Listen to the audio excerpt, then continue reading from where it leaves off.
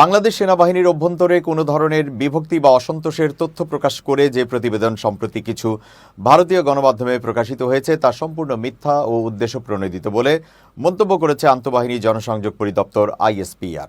এক বিবৃতিতে আইএসপিআর জানিয়েছে, ভারতের দ্য ইকোনমিক টাইমস ও ইন্ডিয়া টুডে সহ কয়েকটি গণমাধ্যমে এমন ভিত্তিহীন প্রতিবেদন প্রকাশিত হয়েছে যেখানে বাংলাদেশের সেনাবাহিনীতে অভ্যুত্থানের আশঙ্কা এবং শৃঙ্খলা ভঙ্গের অভিযোগ তোলা হয়েছে। এসব খবর সম্পূর্ণ মিথ্যা এবং উদ্দেশ্য প্রণোদিত, যা বাংলাদেশের স্থিতিশীলতা এবং সেনাবাহিনীর সুনাম ক্ষুণ্ণ করার লক্ষ্য নিয়ে প্রকাশ করা হয়েছে।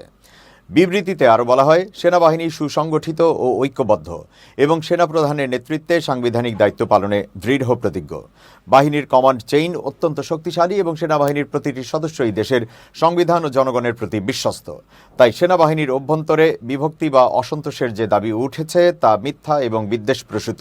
আইএসপিআর আরও উল্লেখ করেছে, দ্য ইকোনমিক টাইমস এর আগেও একাধিকবার ভিত্তিহীন প্রতিবেদন প্রকাশ করেছে এবং মাত্র এক মাস আগে ২৬ জানুয়ারি একই ধরনের ভুল তথ্য পরিবেশন করেছিল। এসব প্রতিবেদন নিয়মিত প্রকাশের কারণে ওই গণমাধ্যমের উদ্দেশ্য এবং বিশ্বাসযোগ্যতা নিয়ে প্রশ্ন উঠেছে।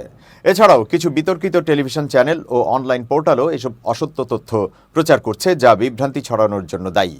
আইএসপিআর একে দায়িত্বশীল সাংবাদিকতার নীতির পরিপন্থী উল্লেখ করে ভারতীয় গণমাধ্যম সহ সব সংশ্লিষ্ট সংবাদ মাধ্যমকে আহ্বান জানিয়েছে তারা যেন ভবিষ্যতে দায়িত্বশীল সাংবাদিকতা অনুসরণ করে এবং ভিত্তিহীন প্রতিবেদন প্রকাশ থেকে বিরত থাকে।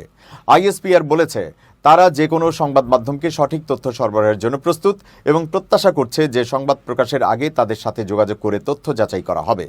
এদিকে বাংলাদেশ সেনাবাহিনী দেশের সার্বভৌমত্ব, অখণ্ডতা ও নিরাপত্তা রক্ষায় অবিচলভাবে প্রতিশ্রুতিবদ্ধ বলেও বিবৃতিতে উল্লেখ করা হয়েছে।